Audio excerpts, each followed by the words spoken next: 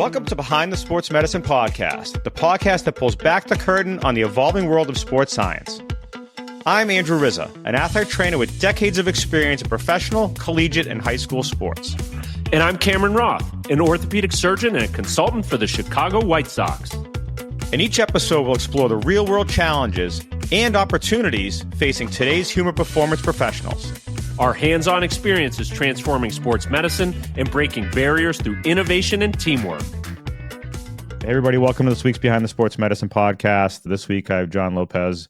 John has been an athlete trainer since 1970, a few years before I was born, and has had numerous positions: professional football with Tampa Bay Buccaneers, with Baltimore and Indianapolis Colts, private practice sports medicine, sales job with Collins Sports Medicine, dear friend of mine, Wally Collins, for some years, and then has continued to do some work in the sports medicine and athlete training profession, also educator, and since retired. So I figured John would be a great person to speak to about the state of our profession of athlete training and discuss some of the stuff maybe happening within the organization, the NATA, and where it is. And I think it'll be a great conversation. John, thanks for taking the time today. I appreciate it. Welcome to the show. Great. Thank you for having me. It's a pleasure. Can you give the listeners a little bit more background about yourself, your journey as an athlete trainer? Well, I started off as a freshman in college at the University of Florida as an electrical engineer major. I proceeded to have a year and a half of the greatest weekend of my life. Needless to say, my grade point average was in the you-know-what. But eventually, I came to my senses and straightened myself out and actually really wanted to be a physical education teacher and a coach. That's really all I wanted to do. So got my first job. I was still as an undergrad in Tampa, working at a private high school. My old high school coach was working at Tampa Catholic High School, and so he hired me as an offensive line coach for the JV team and the assistant track and field coach. And I was also the part-time equipment manager and the athletic trainer because I had taken a Kramer first aider course and I knew how to tape ankles. So my first job was about $250 for the first semester. And my mom said, you better start doing your own laundry because now you're making a lot of money. Yeah, that's right. Anyway, long story short, that developed into an opportunity to move to the University of Tampa. Again, as an undergrad, they didn't have a curriculum program. There were only 2 or 3 curriculum programs in the country at that time. In the late 60s, you kind of had to learn a lot and rely on mentorship. And I had 2 good mentors, actually 3 good mentors. My old high school coach, Tony Janitis, who was at that time moving over to the University of South Florida, Brady Greathouse, who was at the University of Florida in Gainesville, and Don Falls, who was at Florida State University in Tallahassee. You got to remember at that time, and there was only 3 collegiate athletic trainers in the entire state of Maryland. Dave White was the other athletic trainer down at the University of Miami. And there were no high school athletic trainers. My high school coach was a physical education teacher and a coach.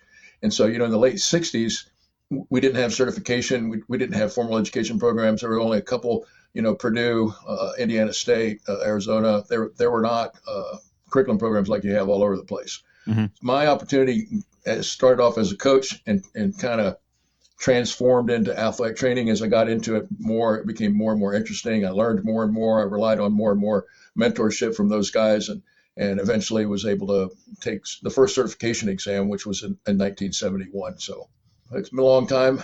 If I had it to do over again, I'm not sure if I would do it that same way again, but during those periods of times, we didn't have the educational opportunity. So a lot of it you relied on buying your own books, asking a lot of questions, going to as many meetings as you possibly could, and learning just from the grandfathers of the profession. Yeah, and you brought up the Kramer clinics, and I was talking to Chris Troyanos a couple episodes back about sports medicine and the marathon, and Chris was one of my first clinical experiences at Babson College, and he said how he got introduced into athletic training back in the late 70s, early 80s was the Kramer clinics. And he said, back then it was the same thing. We didn't realize what we actually had available, and that's how he got interested in the profession. And as I met more and more athletic trainers when I was coming up in the late 90s, I met a lot of those mentors to Chris that were kind of towards the end of their career, but those are the people that I found that the education was more valuable than me sitting in class, learning in the classroom, listening to them and some of their experiences, how they learned, how they treated the athlete, the way they evaluated, the way they treated. So You mentioned mentorship, and I think that was very, very valuable for me. And that's something I try to instill with my students now is that, ask questions. You're going to learn 70 to 80% of your education and get that knowledge in your clinical experiences. Very quick story.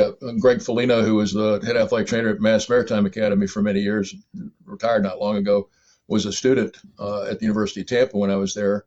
And unbeknownst to me, he wanted to become an athletic trainer, but he was getting financial aid to be our student equipment manager. Mm-hmm. But every time I turned around, he was behind me in the athletic training room, watching what was going on, watching tape and ankles, asking me a question, this and that. And then I didn't find out until after he graduated and went back to Massachusetts that, he really wanted to become an athletic trainer. So he had an old-time mentor as well, Joe DeLore, mm-hmm. who was the longtime athletic trainer for the Celtics. And so, yeah, that's how we did it in those days, because we didn't have formal education. Katie wasn't around. There was no educational council to coordinate everything. We were trying to figure out things on our own as we were going.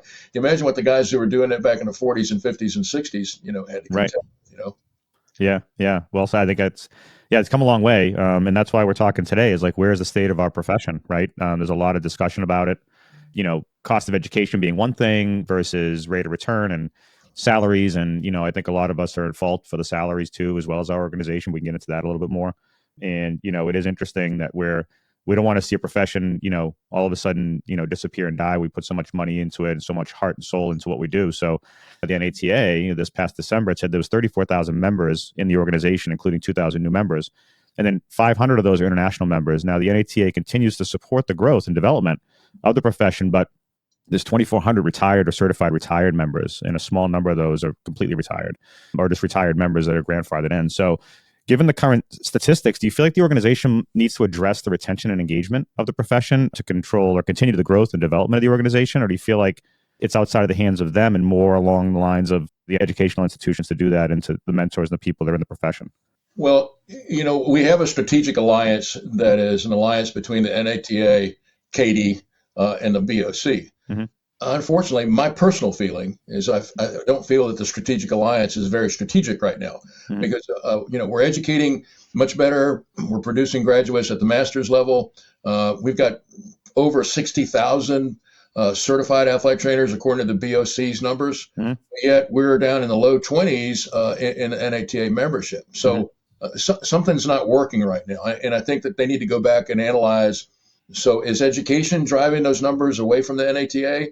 Or is it the BOC, or is it just our economy and where things are going? Mm-hmm. As I get older, things accelerate so much faster, and I think that that's happening not only as a perception but in reality as well. So if you look at what's happened just since COVID, the use of electronic medical records, the influence now of telehealth and being able to do things remotely, we began to look at that in 2020. When I had 750 students that were scattered all over the country and all over the world.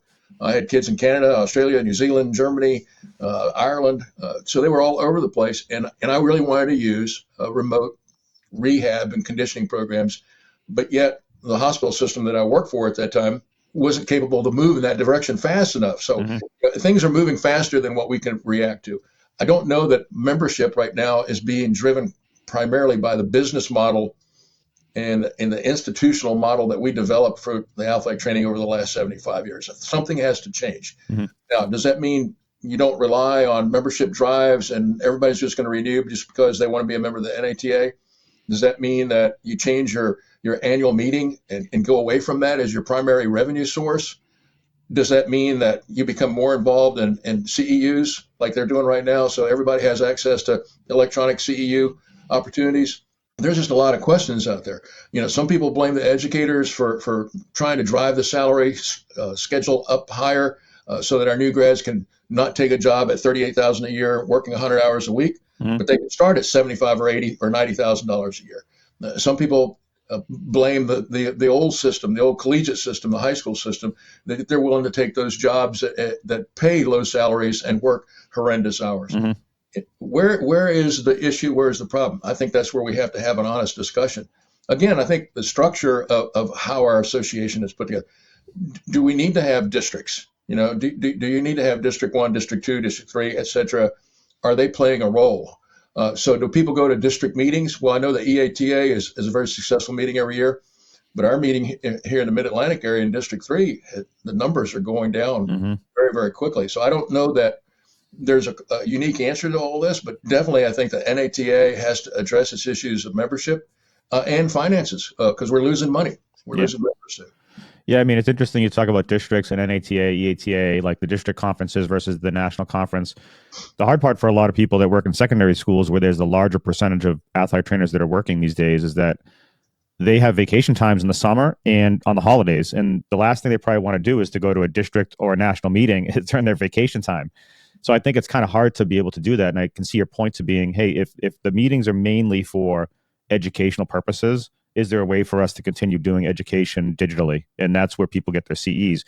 Now, we always love going to the meetings because you get to be able to meet new people and be able to see old faces that you haven't seen in a while. And you can collaborate and you get to go to your district meetings to talk about stuff within your state or within your district. But I think there's less of that going on because I felt like the educational piece was very redundant year over year. It was the same old thing. It was more of the research, what's going on versus more of the hands-on experiences. But now we're seeing a lot more over the last 10 years or so with the EBPs and what you need to get for your CEs that it was allowing you to go in and maybe get a little bit more variety.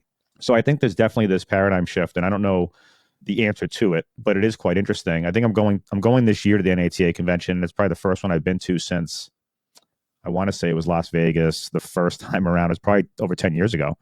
Because of that strict reason, I work for a secondary school, and we would revolve our vacations for our family around that. And for us, it was NATA convention in the end of June, like we were either going somewhere or had other things planned. So it was very difficult for us. Now that my daughter's grown up and she's kind of out on her own, I can now, do these things in the latter part of my career to be able to continue to collaborate with peers. So the cost is another big consideration because, historically, you get your athletic director or your principal or maybe your district superintendent would pay for your expenses to go to the annual meeting.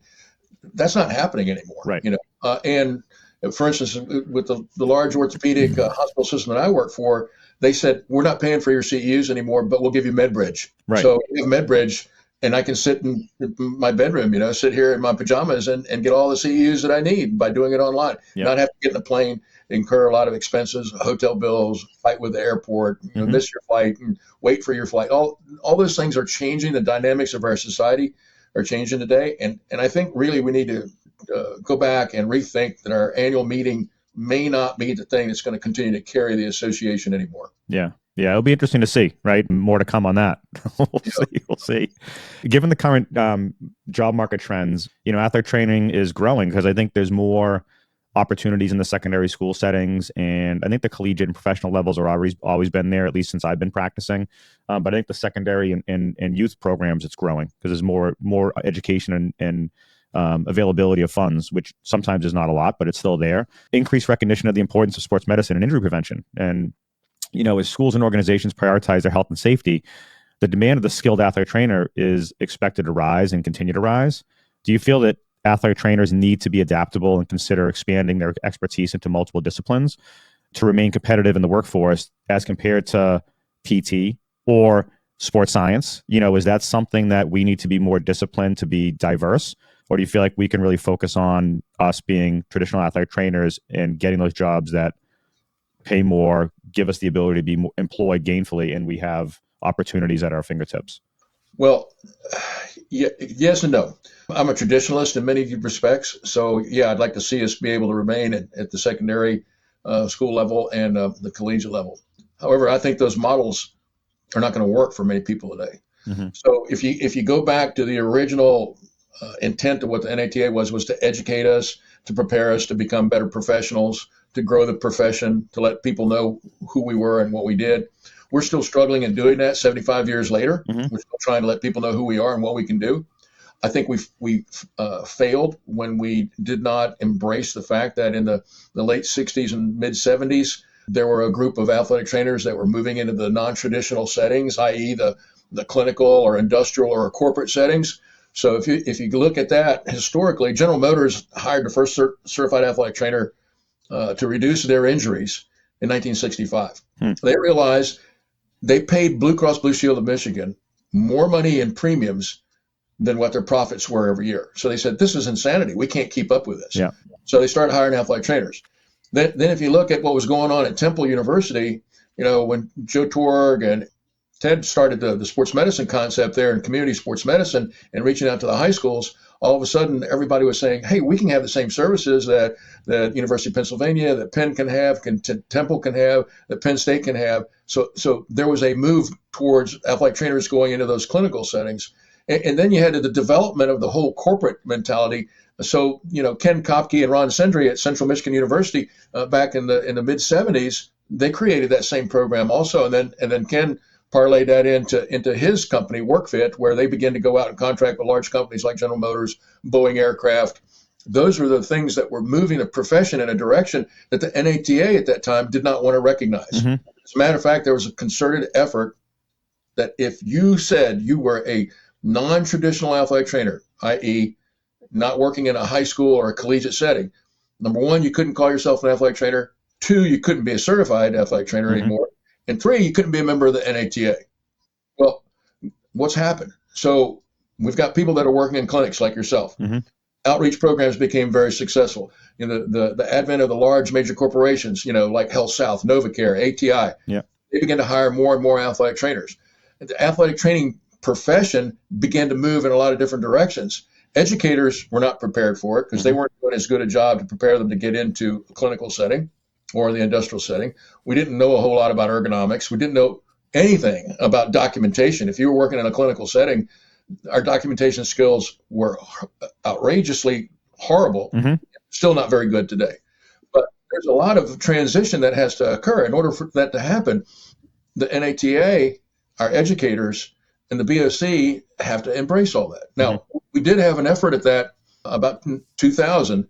As a matter of fact, when Chad Starkey was the chair of the old Education Council, he impaneled a task force to look at the idea of certificates of added qualifications. Now, CAQs were essentially specialty certification. So what do we have today? Here we are in 2024, moving to 2025. We've got athletic trainers who are now getting their BOC specialty certification in orthopedics. Right. That was one of the specialty certifications we recommended to the NATA. The NATA killed that proposal. Mm-hmm. So in many ways, we kind of shoot ourselves in the foot over and over and over again by making the same mistake. So mm-hmm. instead of embracing the move, we lost those members because now they're members of professional societies. So you have the tactical athletic trainers, you have the performing art athletic trainers, you have the clinical athletic. Everybody's kind of doing their own little thing, developing their own societies. And so the NATA continues to bleed its members because, number one, they find out that it's costing them a lot of money to remain in the traditional setting. Those salaries are not the only people that are making right now are the ones that are in professional sports. Yeah. Major League Baseball, the NFL, and the NBA, they're making good money, and God bless them. That's great. But if you look at many high school athletic trainers, they're struggling. Yeah, it's interesting. You started talking about General Motors and Boeing, and I remember Chad talking about this because Chad was my program director at Northeastern before I went back to Ohio, and he was talking back then in the late 90s or mid to late 90s about industrial athletic trainers and working for NASCAR and Disney and all these performing arts. Like, this is where the profession needs to go. And this is what needs to happen to be, not just being strictly in certain settings, but I think, like you said, the NATA didn't want that. And that's where the BOC went and started to do this specification for certification for orthopedics. So it is quite interesting. And I think there's a lot more people that are working in the military now and in municipalities. And I call them industrial athletes. I mean, they need to be functionally ready to go back to work and to be functional, to be productive for that organization. So however you look at it, as long as you're taking care of the active individual, I feel like you're doing your job as an athletic trainer. And to go, into the salary piece with discrepancies, there's a critical issue with the profession. One, salaries are low.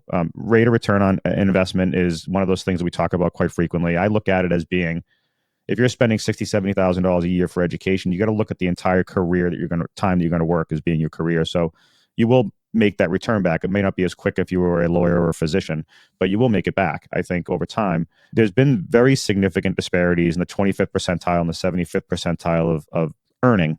And we know that the continuing advocacy for fair compensation and recognition of the value of the athletic trainer with their employers and communities need to happen.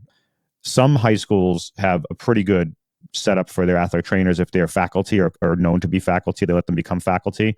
So they'll work on a step salary and they'll do pretty well with their salaries. But there are some that aren't in that realm.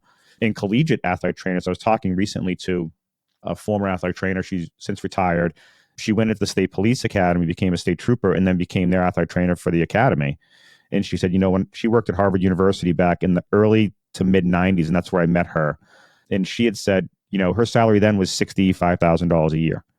She goes, 25 years later, the salary is the exact same at Harvard University. And she's like, they made the 10-month position a 12-month position. She's like, so who's taking that position? I get it. You're working for Harvard University and it's a prestigious, institution. But don't you think the salary for the athletic trainer should have increased over that 25 years by X percentage year over year with the amount of money Harvard makes as a business? So it is quite interesting. It'd be interesting to see kind of where that goes. But as we try to develop and advocate for ourselves, how do you think we get there? Like, who is the one that's driving it?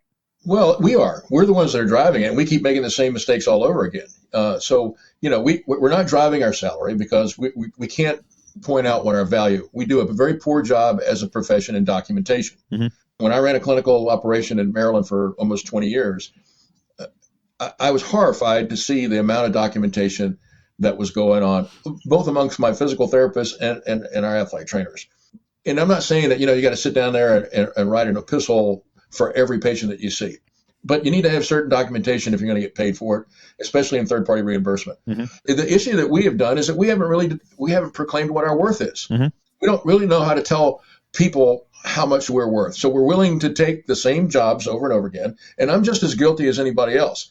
I used to have athletic trainer interns that would come to me with a bachelor's degree that were wanting to get their foot in the door in college athletics, and I would hire them for $10,000 a year for 10 months. Mm-hmm. Was that good or bad? I don't know. Most of those people have gone on to successful careers. Most of them are still in the athletic training profession. Some have left out, gone into nursing and so forth. Mm-hmm. But I think that the question becomes are we advancing our own profession? And has the NATA embraced that in a dollars and cents perspective? And that's where I feel like we've dropped the ball. We, as athletic trainers, me too, and the profession and the association, the NATA, I think has been schizophrenic over its last 25 years. It failed to embrace the move out of the traditional setting, made some critical mistakes about that. We've now allowed all these ancillary types of programs to develop without really any kind of coordination with the NATA. And so we've abdicated a lot of those skills and responsibilities and ownership and the recognition of the profession to other organizations. I'll give you another perfect example. Do you feel that the NATA has really done a great job at advancing the profession into the secondary school level? Or do you think the Corey Stringer Institute has done a better job? That's a great question. I mean, Corey Stringer, I've done some stuff with them. So I think they've done an unbelievable job. I mean, that's what made us write the position statement for us to do, proper care of heat illness, and heat stroke was because of Corey Stringer. If you talk to the majority of high school athletic trainers across the country, and you ask them, what's the biggest driver and influence to advocate for your profession as a secondary school athletic trainer, they'll probably say Corey Institute, mm-hmm. Doug Costa. Yeah, Doug's done an amazing job. But what has the NATA done? Mm-hmm.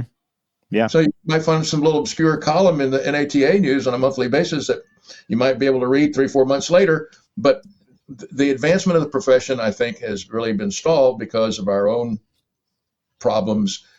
And we have not been able to focus it in one direction, which is to advance the profession and increase our pay and our value at the same time. Now, we talk about it a lot, but we haven't really done it. We haven't moved on it. Yeah, I agree. I think there's a lot to be said for the organization wanting to reach the members and provide for the members. We talk about advocacy and we talk about proper care for athletes, and it starts at even the youth level on how to properly care for them and make sure they're healthy.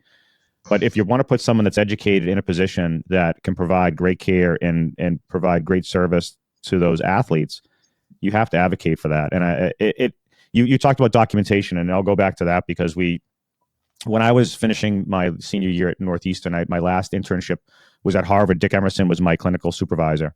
And Mo said to me, he's like, Andrew, you got to take good documentation. This is going to help you provide the information that you need for advocating for yourself for salary increase and to justify your position, but also to just cover your butt if somebody gets injured and decides that you didn't do the right thing for them, and all of a sudden you end up in court, right? So, and Chad pushed that in our organ ad class. Like I think Peg Stacy was our teacher then. I don't know if you know Peg, but she's the one who did that for us. But as I continue to move forward, I always was very good with documentation because we used an EMR. I used it from day one, and I use Sportswear, which is out of Boston, CSMI Solutions.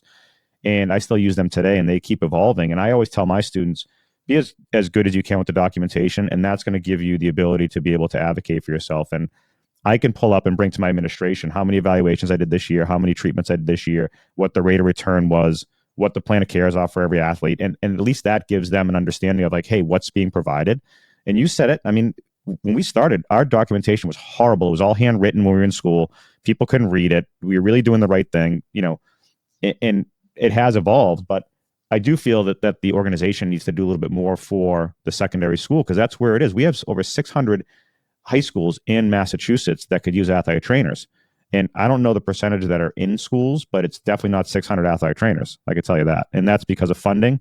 And it's also because of our governing body, the MIA, doesn't push the envelope as far as, every school needs an athletic trainer.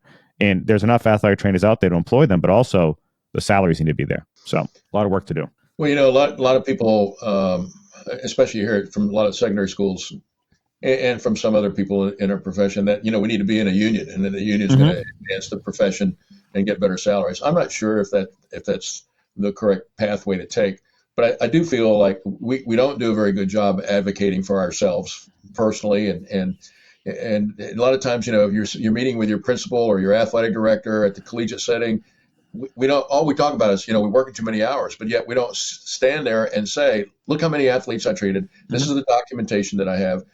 This is the number of hours. We don't do that. We'll sit there and complain about it. Yeah. So it's very difficult for you to move the process forward if you don't have documentation to back yourself up. And the other thing that I think that we have to question is this whole issue of third-party reimbursement. Is that something that we need to be chasing in order for us to make the profession better? I don't proclaim to have the answer for that. I think third-party reimbursement is a horrible game. I dealt with it for almost 20 years in Maryland when I ran our clinic. It's brutal.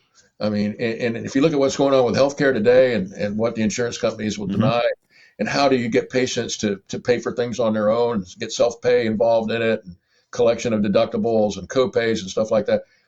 Is that a kind of business that you want to spend your time chasing the dollar around rather than being involved with patient care? We've talked about third-party reimbursement since I got out of college. It's been a long time, right? And, despite the discussions of it and the athletic training service remaining inconsistent across the United States, states like Virginia, Connecticut, Wisconsin, and maybe another one in there, they made strides in gaining third-party reimbursement in certain settings, but there's challenges due to regulatory, legislative, and insurance barriers. And I feel like there's always that kind of, thought process. Can we do this? Can we get it to happen? And I see it in the private practice where you're dealing with co-pays, deductibles, high deductibles of that matter. When 30 years ago you would have a patient come in and their bill, their co-pay was $5 or $10, and you were getting reimbursed $100 for every visit. Now the patient has a $25, $30, $40, $50 co-pay, a $3,000 deductible, and the insurance company's paying $105 reimbursement or whatever it is, right? So it's not much better. Overcoming the hurdles, and it's concentrated in the professional organization and policymakers. Do you think that we can get to a model of third party, or you feel like they've kind of turned a cheek to it because it's an uphill battle? And, quite frankly, Medicare is cutting another 3%. So I think it's 15% down. I mean, it's not great, right? So, and they drive everything. So where do you think we are in that process? Well, we failed miserably for the last 25 years to get Medicare recognition. So until we can do that, most of the other payers are not going to pay us. They've been successful in those states that you mentioned, as well as a little bit in Georgia. So if an athletic trainer is going to submit for reimbursement there, the insurance companies now by law have to pay that athletic trainer whatever they're going to pay another private practitioner, whether it be a chiropractor, a physical therapist, et cetera. So there's no discrimination between the professions. In Michigan, they've also done a pretty good job in a limited setting up there. But those are the only states that have been able to do that. And the reason they did that was they had people locally at the state level that were driving the process that got more involved. So you've got 50 states right now that have some form of regulation. California has registry. But up until last year, the state of South Carolina only had certification. So, you have certification in one state, you have licensure in another state, you have registry in another state. Everybody has a different state practice act. And whether or not those practice acts will help you or hinder you in terms of third-party reimbursement. And the fact that we don't do a very good job with documentation, so that our new grads coming out are not doing as good a job as they need to do in terms of documentation. I think third-party reimbursement is like chasing a shadow. It's just you're never going to be able to get to that point where it becomes economically feasible for all of us to be able to participate in the third-party reimbursement world. And it's a nasty world. You know that. Yeah. You've been in the clinical setting for a long time, Yeah. And do you think that, working in professional sports, you did for some years, did workman's comp ever, is that part of the algorithm or no? I know some of them may do it now. I'm not 100% sure. I have some friends that are in pro sports. I really haven't talked to them about that. Yeah, we when I was in Florida with the Tampa Bay Buccaneers, we had to deal with workers' compensation. A lot of owners would prefer not to submit to workers' compensation, and they'll just self-pay the bills themselves. Yeah. The same thing happened in the state of Maryland. Maryland had a workers' compensation law that excluded professional athletes if they got hurt while they were playing. So if someone was running down the field at Memorial Stadium on Sunday afternoon and blew out their knee, that's not covered by state workers' compensation in that law. But if the light pole fell down, hit him in the head, broke their neck, gave him a concussion, that was covered. Interesting. So if you really want to scare the hell out of yourself, what's going to happen in the collegiate setting with the NIL stuff? If the NCAA says all collegiate athletes are employees, right? And now you get to be an employee at Harvard or at University of South Carolina or at Clemson or at Alabama or at UCLA. So now all those athletic trainers are going to have to deal with worker compensation laws in every one of those different states. Oh my goodness, talk about a mess. Yeah, and I wonder how much the treating across state lines runs into this whole process too. And I haven't talked to friends about this, but if you're going from one state to the other and you're working in a location for several days, how does that translate? And if you were reimbursing, how does that work? Can you reimburse in that state versus so I think it is pretty interesting, and if it even is going to happen, it would be probably a very big challenge. Well, the legislation that was passed a few years ago allows you to cross into different states. So you could go into Connecticut or Vermont or New York if you're traveling with your team and treat your team while you're traveling with them, but only them. The question then becomes is, when you're crossing state lines, let's say you're going to move from your job with ATI in Massachusetts and you want to move to ATI here in Greenville, South Carolina. Yeah. We have a big practice with the Stedman Hawkins Orthopedic Group. Yep. So now, is there going to be reciprocity that covers that? And in a lot of states, there's no reciprocity in athletic training. There is in physical therapy. But in our case, so do we need to be part of the U.S. government compact that's now looking at allowing you to move from one state to another state? That's particularly impactful in the military because so many of these athletic trainers have jobs that may move them with a large corporation from South Carolina to Georgia to North Carolina to California. So there's a lot of things that we need to look at in that respect. Not to mention the fact that, if everybody has a different state, you can move into that state and you may find yourself paralyzed for 6 months to maybe a year before you're able to get your documentation together and move everything through the process because some of those state boards move very slowly. And so then you can't practice. Right. I remember an athletic trainer getting paralyzed in Ohio, and she was there for 9 months.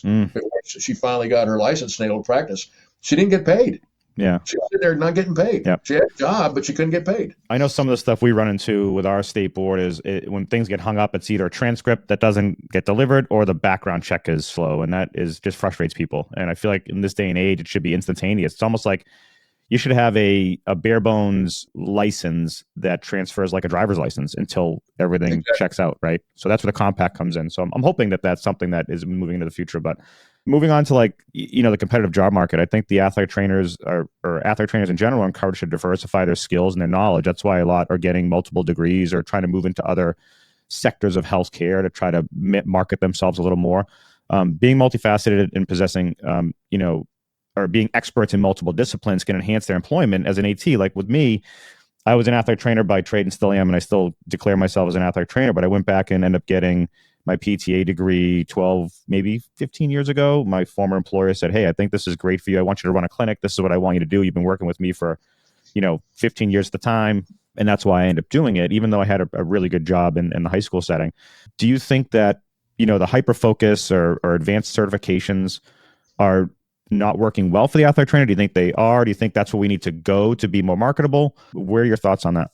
Well, there's been a lot of discussion about that recently. Also on LinkedIn, there's been a lot of controversy as to salary discrepancies and how is the advanced degree helping us in terms of our earnings.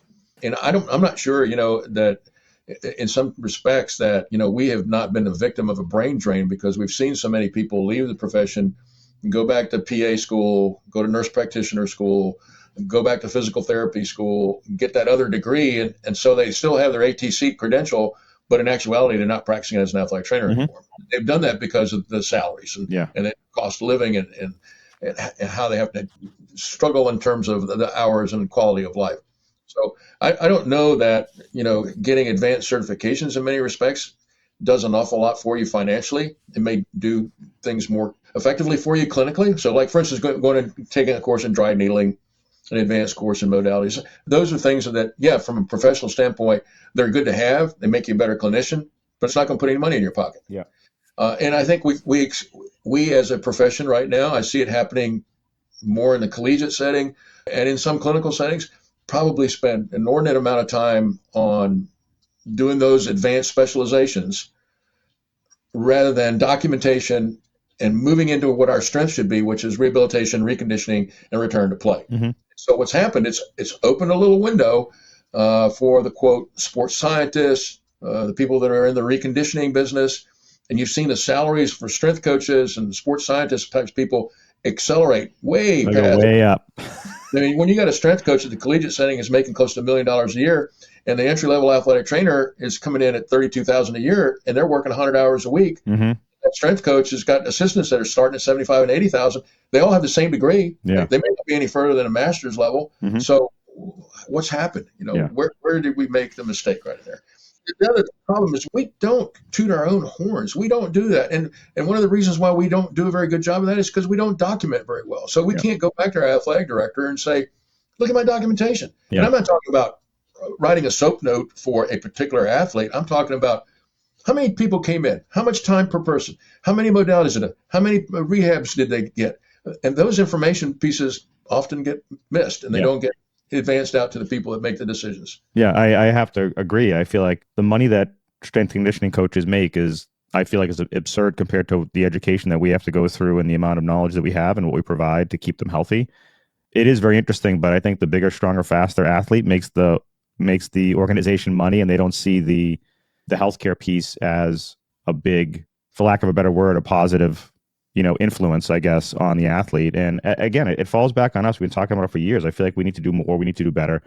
Some people may disagree with us talking today about this, but I feel like there's, we've lived it and we've been in it. I think I've done really well. And I think it's because I've, worked with a lot of individuals. I've worked and marketed myself in the way that I provide what I think is, great care for the people I take care of. And that's been good for me. And I've stayed, and I said, I'm still practice as an athletic trainer every day. And that's what I do. And I still practice in a clinical setting outside of the athletic training. So I'm still I work a lot of hours, but that's my choice and that's what I do. But, I think we definitely have a lot of work to do as a profession to make people understand what we do. I think there's still people that don't know what we do. I remember Chad telling us one day, he goes, go into a grocery store and walk through and just, if someone asks you what you do, tell them you're an athletic trainer. And they'll say, do you train horses? Do you train, they won't know what you do.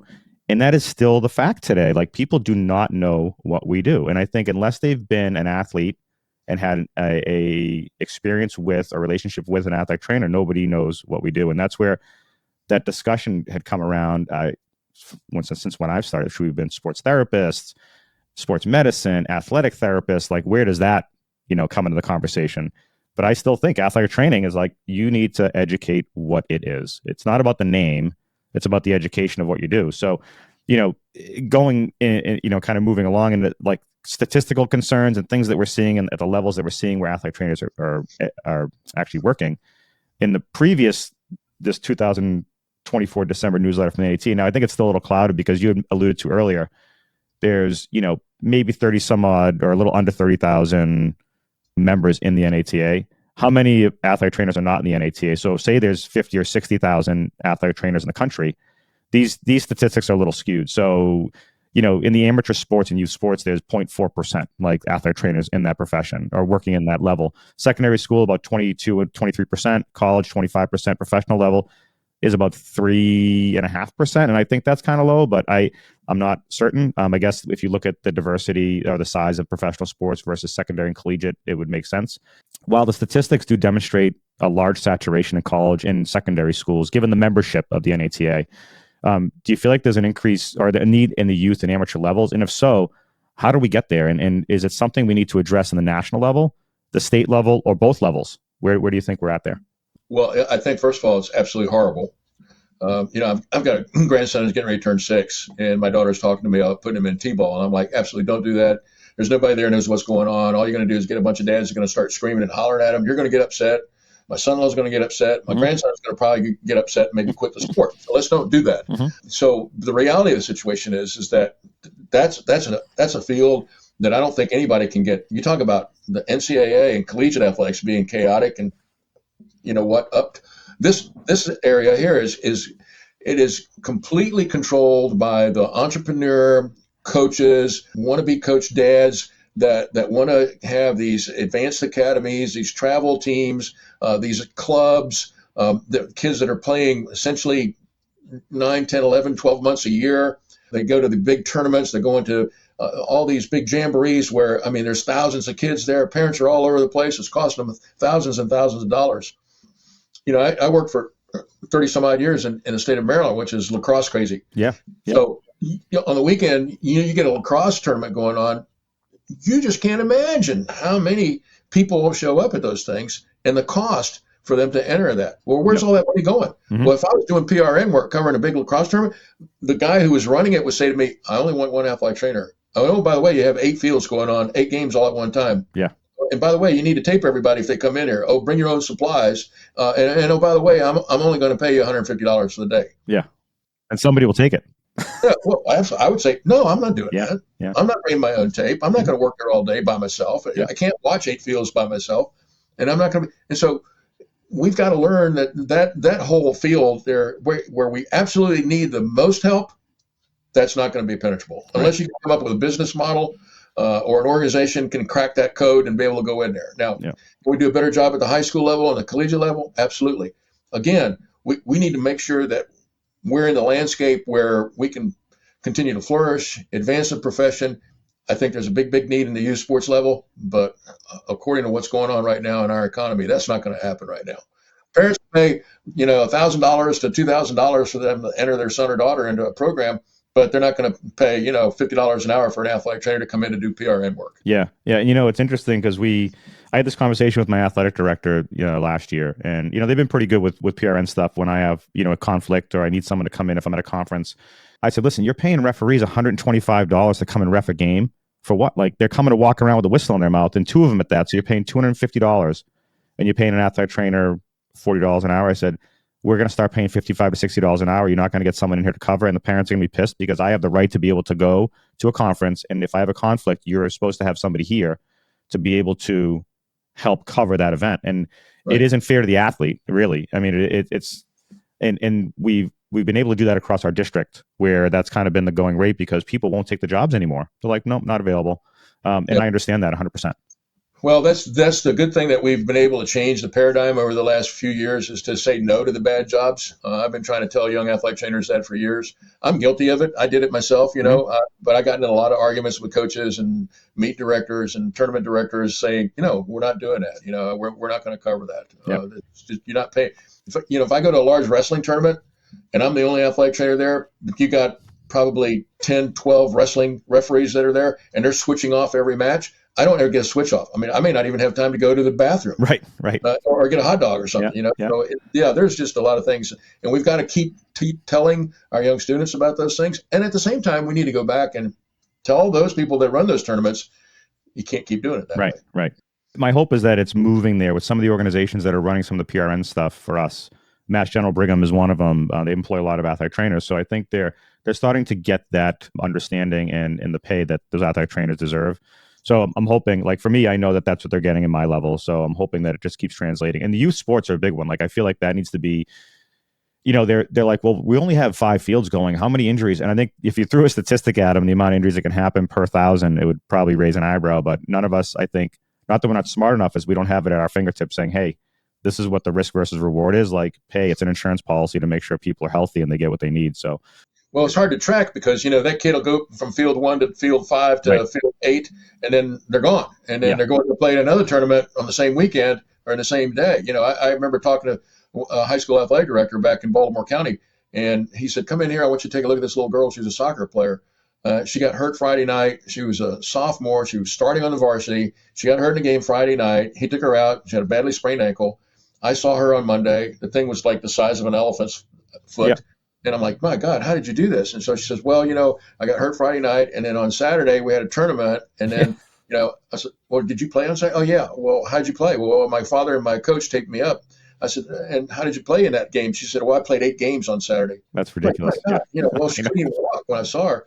Yeah. So that's the kind of insanity that you have to deal with. And I don't know how to answer the question of youth sports. I think that might be a lost cause. And I don't know whether that will ever be a solution to that whole landscape there. Yeah.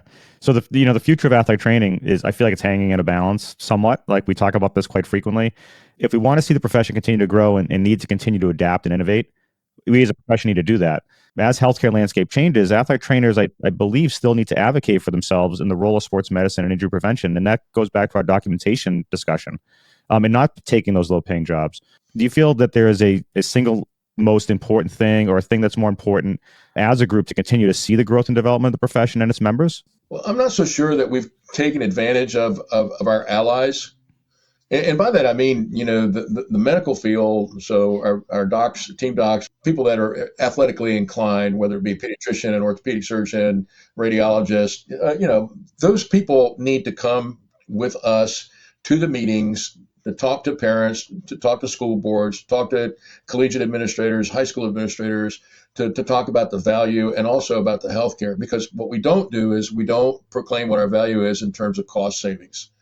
So if you're sitting at your high school in Massachusetts, you're saving your school a ton of money. So you've got to go document to your athletic director, your principal, your superintendent, how much money you're saving them. And ultimately, it comes down to the cost of doing business in there. Likewise, those athletic trainers that are working in large clinical settings, they've got to go up to their hospital administrators and they've got to document what are the revenue streams they're bringing in. So we don't track downstream revenue. So every time you refer somebody, they come in, they get an emergency room visit, they go to urgent care, they get an x-ray, they get an MRI, they see an orthopedic surgeon, they get an arthroscopy, they get the physical therapy. We're not documenting that. So we have got to do a better job of advancing our profession at that pace, because it's moving so quickly. We say, well, I'm too busy. I don't have time to do that. Well, you're going to have to do that. And we're not doing a very good job of teaching our young students about that documentation. On the other hand, we're doing a great job of telling them they've got to get more advanced degrees. They've got to learn how to do suturing. They got to learn how to run an IV. They got to learn how to do a lot of different things that, as they come out as an entry-level grad. But yet, how do you end up paying for all that stuff? And like you said, if you're coming out of there paying $50,000 a year for 3 years to get a master's degree right now, most people are going to say, I'll take that job for the first year, but after that, I'm sitting on $140,000, $50,000 worth of student debt. I'm out of here. I'll go do something else. So we as a profession and as an association need to do a better job of pulling in all the components, so that the educators and the people in the BOC and the NATA, and get all our state presidents together and bring the whole thing together so it's a consensus and we move the process forward. I just think that we've lost it. We've become helter-skelter all over the place. We've got too many different things going on. I think sometimes if you look at the NATA news, if you look at their social media postings, do I go to Twitter? Do I go to Instagram? Do I go to Facebook? Do I go to LinkedIn? And there's all kinds of different things being released at different times and different platforms. And a lot of times we don't have time to look at it. So by the time you pick it up and you look at it, it's like, well, that was 2 months ago. Good God. Right. So where have we made the mistake? And I think a part of it has to be the fact is that we've made a lot of mistakes. And the NATA can't solely take the blame on it. I think our educators have to take part of that blame as well. But definitely, we need to look at the specializations as we're developing those. And our profession is so diverse right now. We've got to pull everybody back together, because right now you've got separate societies that are advancing their profession in that one little direction right now. Right. No, I agree 100%. I feel like you made a great point about the revenue stream. I never even thought about that. Where's the downhill revenue? Where's that going? How's that helping? And we talk about, the savings and cost savings of healthcare and how that helps. And I think the biggest advocate for the athletic trainer, especially in the secondary school systems, is the parents, right? If you did well for an athlete, they will go out of their way to make sure that you're recognized. And I think that's important. So if you can have them advocate for you, for coaches to advocate for you, I think that's going to help, some of those younger athletic trainers that are struggling in those spaces to gain more recognition, notoriety, salary increases, because of cost of living, and to make it worth their while. Because like you said, and I've seen it. I've had classmates that left and went into other professions because of it. They went back to business. They went to nursing. They went to PA school, whatever it may be. They went to PT school. I think that's because of the frustration of the salaries and banging their heads against the wall. But, like you said, I think the hope is that we start to see more, kind of coming back to the roots of athletic training and really building your brand, what you need to do to become more, I think, critical in the workforce that you're in and how you're dealing with the athletes that you're dealing with. For graduates that are coming out or new grads, I think seasoned professionals as well, I feel like networking and involvement in the professional organizations, if it's the NATA, if it's other avenues, I think is very important. I think for the growth and development and opportunities that lie ahead of us. So with seasoned professionals and mentorship and young colleagues and engaging in the lifelong learning experience, I feel like that's a very influential piece. And we talked a little bit about it before. And I think that's what's going to keep our profession, moving forward, is that mentorship, that networking, our ability to meet people at certain levels of, if it's conference, if it's organizational meetings, if we continue to do those things. What advice would you give professionals beginning a career after the things that you did coming up into the profession?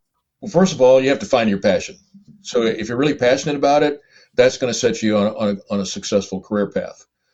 You've got to develop stronger relationships with your mentors. Mentorship is so important in our profession.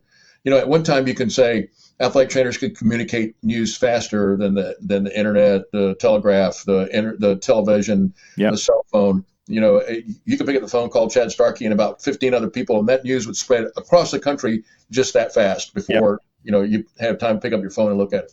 I think you need to cultivate those professional relationships and friendships and understand that people are going through the same things that you are and have a little bit of compassion about that. So at the same time, you got to emphasize your family. Mm-hmm. You can't spend all the time thinking about somebody else. And I think we've been guilty of that.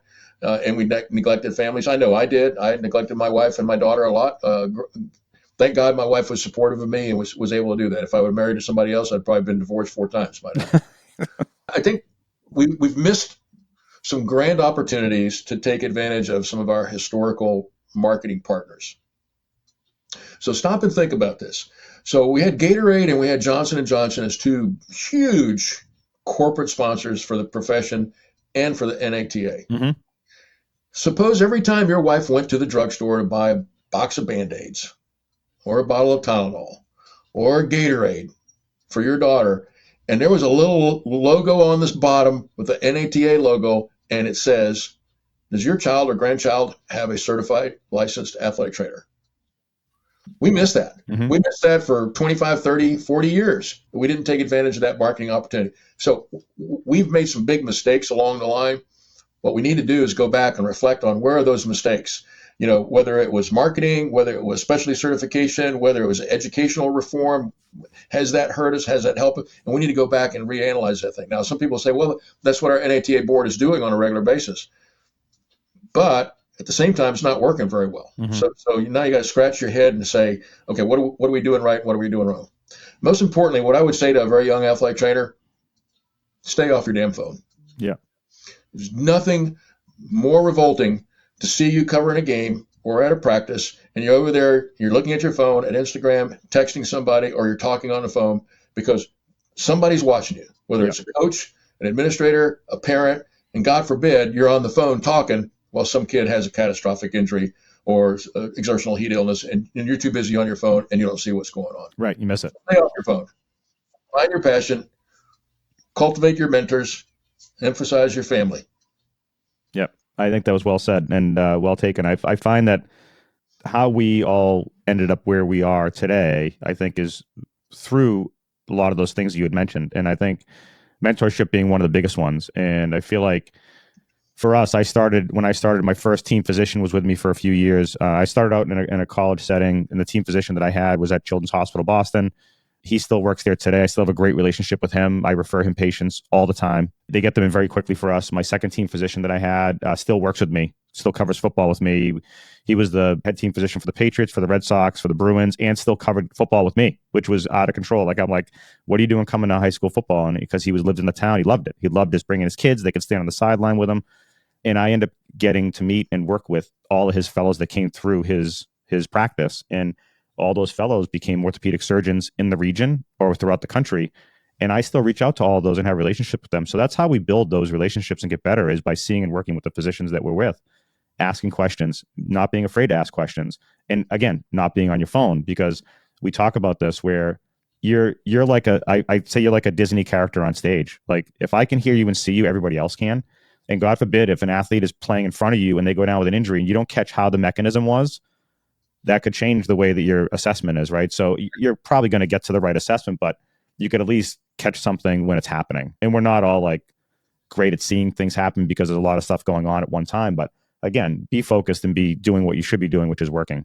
When I was working in NFL, the majority of the time that I watched the game, I'm on the opposite side from where everybody else is standing. So if the offense is over here, and everybody's standing on that side of the 50-yard line, I'm on the other side. So I have a clearer view. And also I'm squatting down because I'm watching the game from the waist down. Yeah. I'm not watching who's throwing the long pass and catching the ball. Yeah, I'll do that if that happens. But most of the time, our injuries are going to occur between the offensive and defensive lineman, right, or somebody who's getting smacked up in the middle like that. So I watched the game from a different perspective when I was in the NFL, and I still do that today. A lot of times when I'm watching stuff on TV, I'm not watching what's happening, who's throwing the ball and stuff like that. You're watching the ground.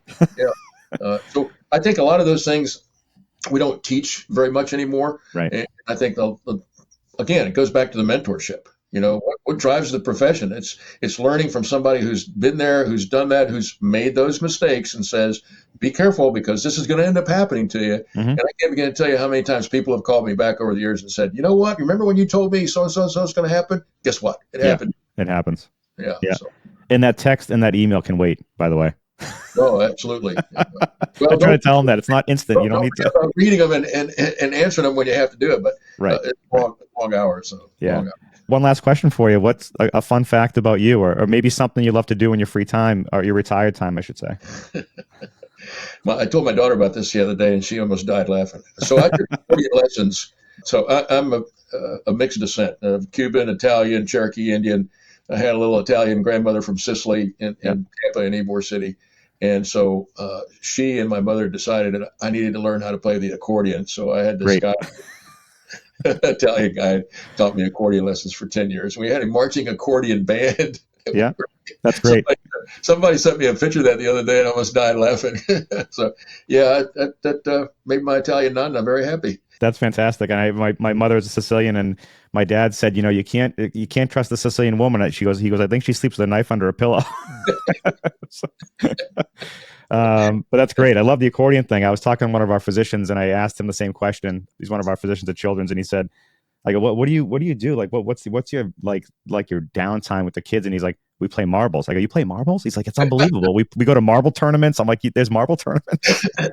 So it's funny with some of the things you hear about, you know, but that's awesome. Listen, I truly appreciate you coming on today. I think the conversation was great. I think it's good for the profession to hear some of these things, and hopefully a lot of people tune in, and it was a pleasure having you on here.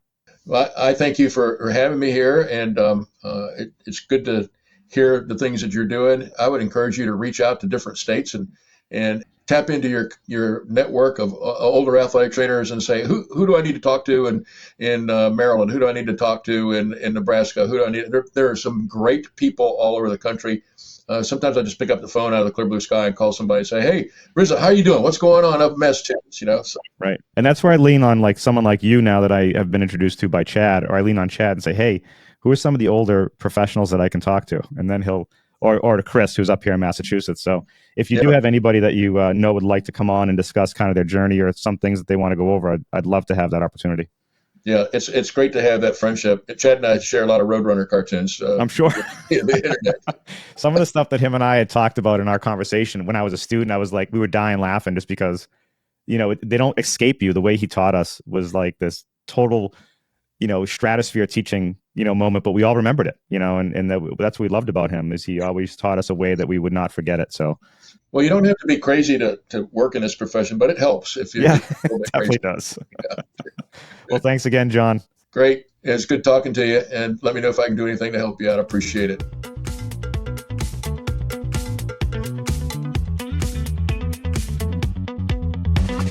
Thanks for listening to Behind the Sports Medicine Podcast. Follow us on social media and check out our website. The information shared on this podcast is for educational and informational purposes only and is not intended as medical advice.